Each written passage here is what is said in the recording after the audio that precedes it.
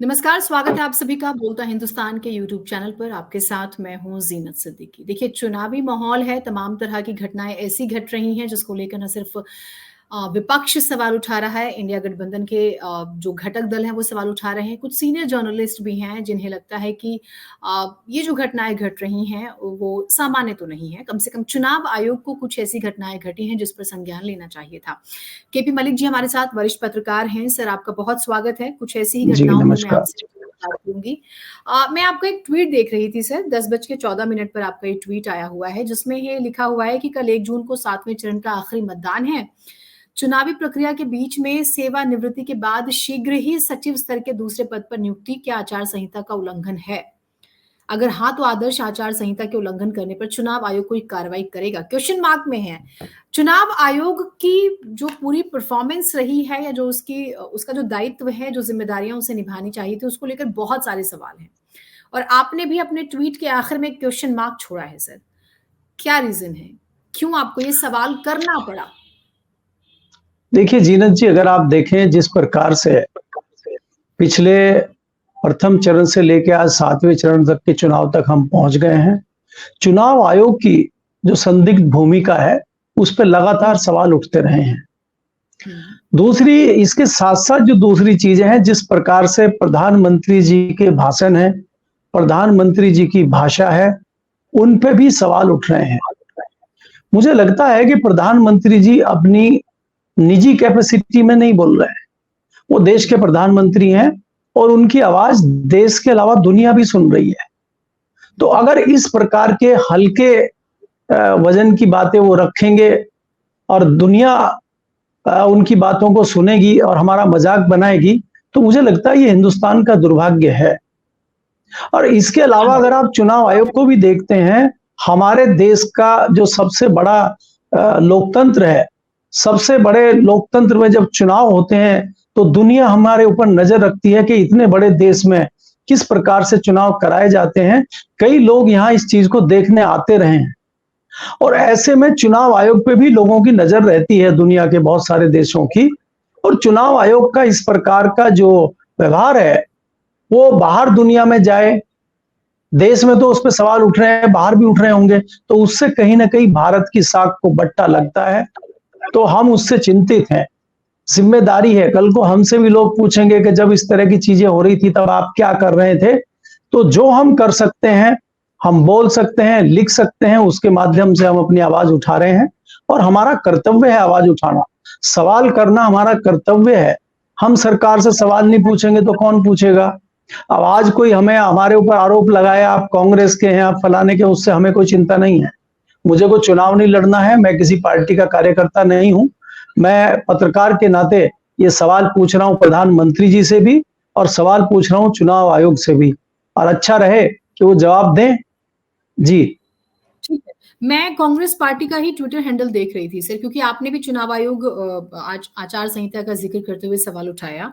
और जयराम रमेश, सुप्रिया शिने, तो ये सभी मिलकर जो कांग्रेस के बड़े लीडर हैं, जो स्पेशली पूरा मीडिया मैनेजमेंट भी देख रहे हैं, वो प्रेस कॉन्फ्रेंस करते हैं। वो कहते हैं कि हमने 77 दिनों में चुनाव आयोग से 117 शिकायतें की हैं, जिसमें 14 शिकायतें प्रधानमंत्री नरेंद्र मोदी, 8 शिकायतें सीएम योगी और 3 शिकायतें गृह मंत्री अमित शाह के खिलाफ की है। लेकिन कई ऐसी शिकायतें हैं जिन पर कोई कार्रवाई नहीं हुई है।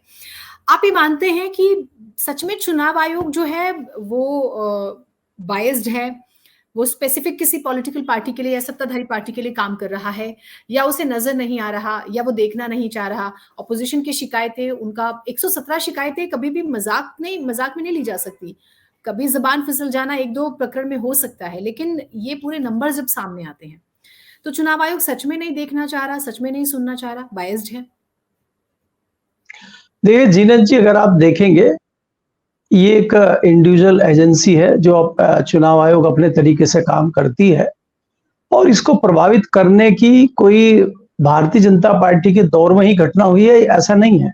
इससे पहले भी जो सत्ताधारी दल रहे हैं, दूसरे सियासी दल रहे हैं, वो भी इनका प्रयोग करते रहे हैं, लेकिन छोटे मोटे तौर पे या कहीं थोड़ा बहुत हो गया वो चलता था। ऐसा नहीं है कि कभी ऐसा नहीं हुआ। जो चुनाव आयोग के चीफ कमिश्नर रहे हैं सरदार जी, वो तो कांग्रेस में मंत्री भी रहे हैं, लेकिन कभी इस प्रकार के सवाल नहीं उठे हैं। आज सवाल उठ रहे हैं और ऐसा लगता है कि लिमिट से बाहर हो गई है बात। इस तरह से क्या होता है कि चुनाव आयोग की भूमिका संदिग्ध होना, चुनाव आयोग के ऊपर सवाल उठना, देश के लोगों में इस विश्वास का चले जाना कि चुनाव आयोग जो है एक तरफा काम कर रहा है और उसकी साख गिरती जा रही है, तो ये देश के लोगों में इस तरह की साख अगर बनती है चुनाव आयोग की, तो ये सबके लिए दुर्भाग्यपूर्ण है। और अगर विश्वास लोगों का चुनाव आयोग से उठ जाएगा, तो फिर मत से भी उनका विश्वास उठ जाएगा। फिर उनको लगेगा कि हमारा मत देने का और ईवीएम में बटन दबाने का कोई फायदा ही नहीं है, जब हमारी कोई बात चल ही नहीं रही है। अगर चुनाव आयोग ने पहले ही सारी चीजें तय कर ली हैं, तो इतनी बड़ी प्रक्रिया करने का क्या फायदा है। अब आप इतने सारे लोगों को बताइए, चुनाव आयोग ने डिसाइड कर दिया है कि जून के मई के महीने में चुनाव होंगे, तो जनता धूप में लाइन में लगी हुई है। क्यों? चुनाव आयोग इसको क्यों नहीं 2 महीने पहले कर सकता? चुनाव आयोग अगर सारी चीजों का ध्यान रखता है, तो मौसम का भी वो ध्यान रखना चाहिए। क्यों सुप्रीम कोर्ट के जस्टिस छुट्टियां करके चले गए हैं? गर्मी की वजह से ना। तो जब गर्मी की वजह से स्कूलों की छुट्टी है, तमाम संस्थानों की छुट्टी है, तो जनता की छुट्टी क्यों नहीं है? वो क्यों लाइन में लग के वोट डालने आएगी? तो इसका ध्यान चुनाव आयोग को नहीं रखना चाहिए? हम कितने सालों से देख रहे हैं, 3 दशक मुझे पत्रकारिता में हो गए हैं कि आप 9 चरण में, 7 चरण में, 5 चरण में चुनाव कराते हैं। आज हम आधुनिक युग में जी रहे हैं, आधुनिक युग में भी आप 7 चरणों में चुनाव करा रहे हैं। क्यों? हम तो ये 2 चरणों में भी करा सकते हैं। आज कोई मत पत्र पे तो वोटिंग हो नहीं रही है। आज हम आधुनिक युग में जी रहे हैं, तो आधुनिकता के उस दौर में इतना लंबे जो चरण आप कर रहे हैं, हालांकि उसमें भी इस तरह के सवाल नहीं उठ रहे। हो सकता है कोई चुनाव आयोग की मजबूरी रही हो, लेकिन सवाल तो बनता है ना। तो ऐसी बहुत सारी चीजें हैं जहां इस बार जैसे मलिक साहब, माफी चाहती हूँ बीच में रोक रही हूँ, लेकिन इस बार कहा जा रहा है कि जिस तरीके से इलेक्शन को और डेट्स को स्ट्रेच किया गया, स्पेसिफिक किसी एक पॉलिटिकल पार्टी को फायदा पहुंचाने की कोशिश हुई है। ये आरोप लगे हैं अलग अलग चरणों में। देखिए जीनत, मैं आपको कह रहा हूं कि बहुत सारी चीजें हैं, बहुत सारे सवाल हैं। सवाल हर तरह से उठ रहे हैं। सवाल तो ये भी उठ रहे हैं कि कई आपने क्षेत्रों को ध्यान में रखते हुए जुमे के दिन चुनाव कराया है। कई तो ये भी होता है कि कुछ विशेष वर्ग के लोगों को देखते हुए आपने बूथ दूर बनाए हैं। हमने तो फील्ड में जाके ये भी देखा है कि जहां पे आपको लगता है कि सत्ताधारी दल के विरोध में वोट जहां पे जा सकता है, उस क्षेत्र में मतदान को धीमा कर दिया गया है। तमाम आरोप प्रत्यारोप रहे हैं। तो लेकिन इन सवालों का जवाब देगा कौन? जवाब तो आ ही नहीं रहा है ना। तो इसीलिए इस तरह के सवाल उठ रहे हैं। सवाल पहले भी उठते रहे, ऐसा नहीं है कि पहले नहीं उठे हैं, लेकिन इस तरह से और इतने ज्यादा सवाल नहीं उठे हैं। बात इसलिए हो रही है। जी, मैं एक स्टेटमेंट भी आपके सामने रखती हूँ। सुप्रीम कोर्ट के पूर्व जस्टिस हैं KM जोसेफ साहब। उन्होंने एक प्रोग्राम के दौरान कहा कि वोट के लिए धर्म, नस्ल, भाषा और जाति का इस्तेमाल करना प्रतिबंधित है। चाहे कोई भी हो, कितने ही ऊंचे पद पर हो, चुनाव आयोग को ऐसे लोगों के खिलाफ समय पर कार्रवाई करनी चाहिए। उन्हें इन मामलों को पेंडिंग नहीं रखना चाहिए। अगर वो ऐसा नहीं करते हैं तो ये संविधान का सबसे बड़ा अपमान कर रहे हैं।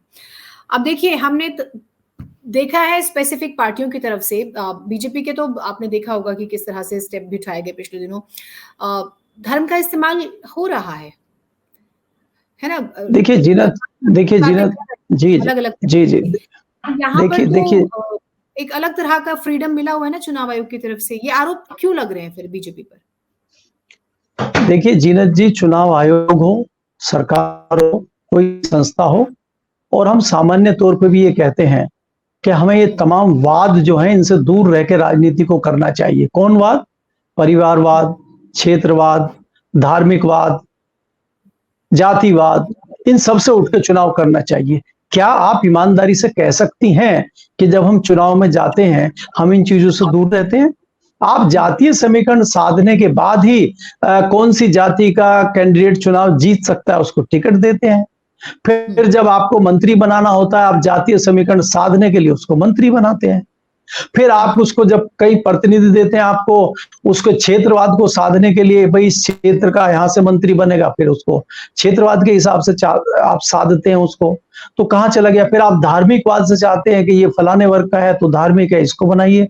भारतीय जनता पार्टी पिछले 40 साल से जो राजनीति कर रही है वो तो धार्मिक मुद्दे पे ही कर रही है। वो तो राम के मुद्दे पे खुलेआम कर रही है।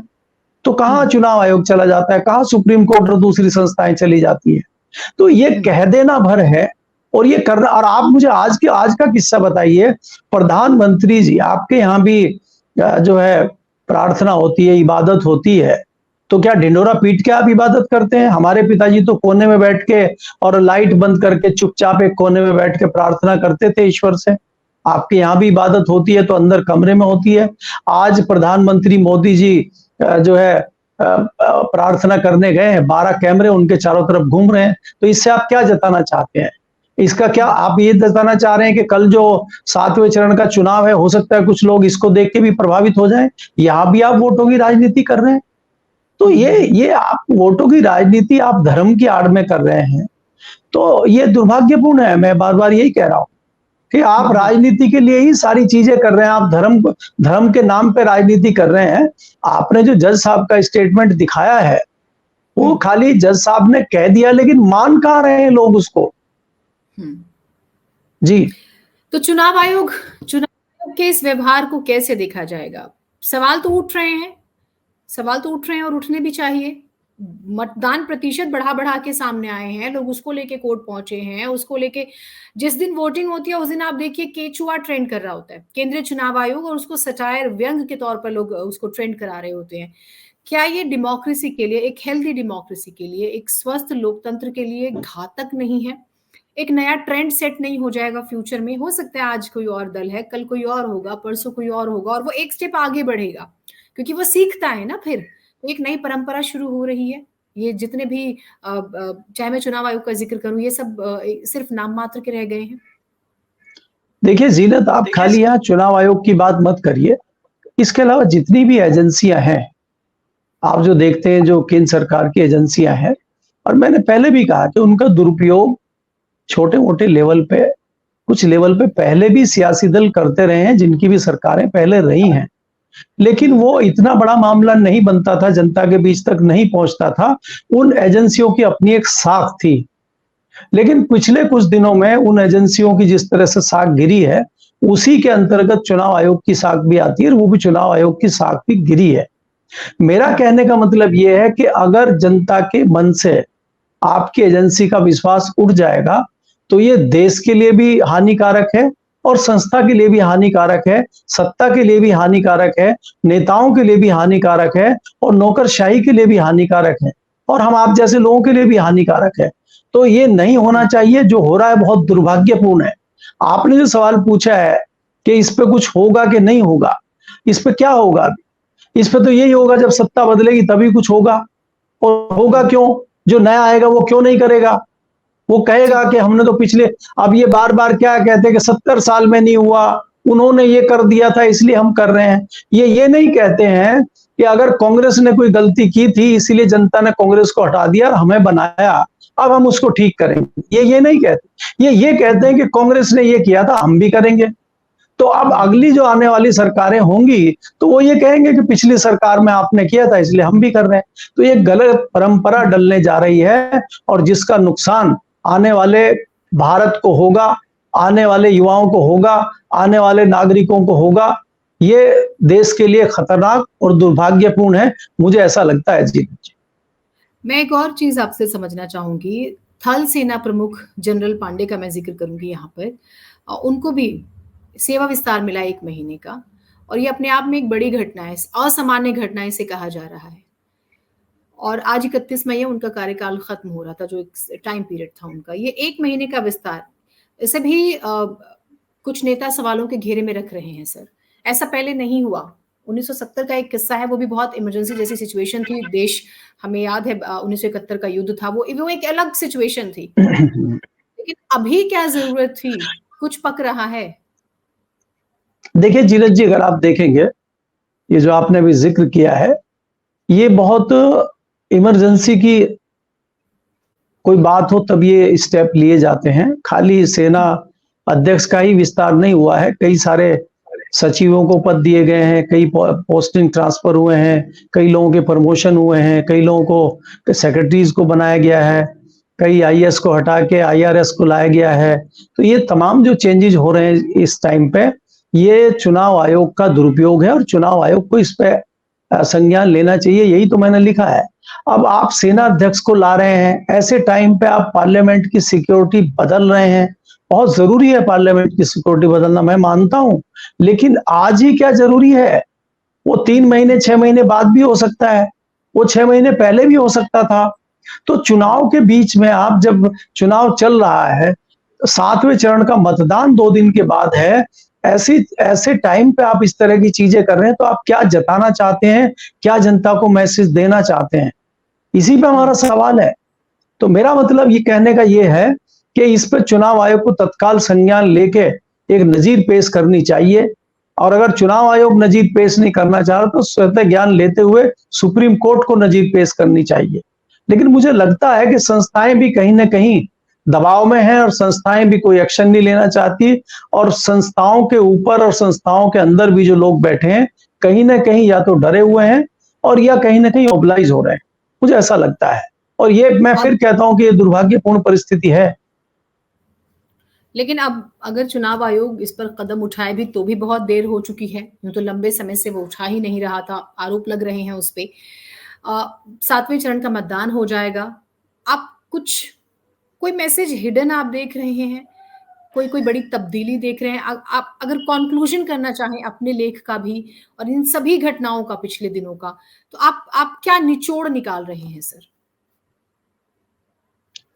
देखिए जीनत, अगर आप देखें पिछले 10 प्रकार से जिस जैसी सरकार चल रही है, उसका धरातल पे बहुत ही विरोध आज के समय में हो रहा है। और भारतीय जनता पार्टी बखूबी समझती है, भारतीय जनता पार्टी भी क्या कहें कि जो चंद लोग हैं शीर्ष नेतृत्व में बैठे हुए हैं, अपने हाथ में सारी कमान लिए हुए हैं, उनको कई सारी गलत फहमियां थी जो चुनाव आते आते दूर हो गई। राम मंदिर का मुद्दा आपने जनवरी में आप देखा होगा, जब जनवरी में राम मंदिर का उद्घाटन हुआ तो बड़ा एक उनको लग रहा था कि एक लहर देश में आ जाएगी, और 400 पार का नारा उसी टाइम इन्होंने सोच लिया था। उसके बाद जो सबसे बड़ा मुद्दा इनके पास था कि धारा 370 हमने कश्मीर में हटा दी है, और कश्मीर के नाम पे देश जो है हमें इतने वोट दे देगा कि 400 क्या 500 भी पहुंच सकते हैं हम लोग। लेकिन ये दोनों मुद्दे ऐसे हवा हवाई हुए कि ये कश्मीर में चुनाव लड़ने भी नहीं जा पाए। और कश्मीर में जो इनकी परंपरागत 2 सीटें हैं, जम्मू कश्मीर और दूसरे वाली जो उनकी सीट है, उस पर भी इनको इस बार खतरा नजर आ रहा है। तो ये तो रही धारा 370। दूसरा, अगर राम मंदिर का मुद्दा देखें, उत्तर प्रदेश में इनकी बहुत बुरे तरीके से सीटें गिर रही हैं। हमारा अंदाजा यह है कि 30 से 35 सीटों के बीच में कहीं ना कहीं इनका जो है नंबर आने चाहिए। इन परिस्थितियों में आप देखेंगे कि राम मंदिर का जो मामला था वो कहां पहुंच गया। राम मंदिर जिस लोकसभा सीट के अंदर आते हैं, फैजाबाद की सीट भी बहुत मुश्किल में है, क्योंकि आपको याद करना चाहिए कि जो संविधान का मुद्दा था वो वहीं से शुरू हुआ था, और उसी उम्मीदवार ने ये बात कही थी।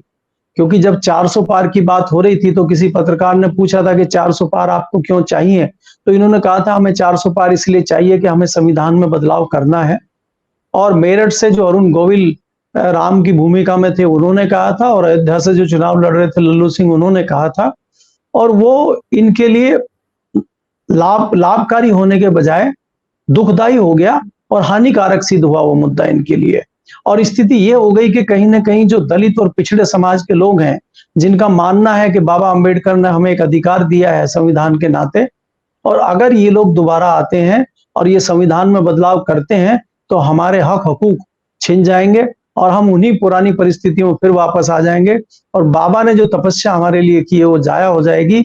इस चीज को लेकर दलित और पिछड़ा वर्ग चल रहा है, और वो भारतीय जनता पार्टी का विरोध करता हुआ मुझे धरातल पर नजर आ रहा है, जिसका बहुत बड़ा नुकसान भारतीय जनता पार्टी को आज की डेट में हो रहा है। और अगर आप 5वां, 6वां और 7वां चरण देखेंगे, इसमें सबसे गर्म मुद्दा जो है आज संविधान का मुद्दा है, उसके बाद तमाम मुद्दे आते हैं। उसके बाद बेरोजगारी का मुद्दा, अग्निवीर का मुद्दा है, जो भारतीय जनता पार्टी को बड़ा डेंट दे रहा है। आप महिला हैं इसलिए आप जानती हैं कि अग्निवीर की अगर हम बात करते हैं तो अग्निवीर में 4 साल के लिए आप भेजते हैं, 4 साल में अग्निवीर जाएगा, फिर वो रिटायर होकर आ जाएगा। लड़कियां भी उनसे शादी करना पसंद नहीं कर रही हैं। ये 4 साल के बाद हमारा जीवन कैसे चलेगा?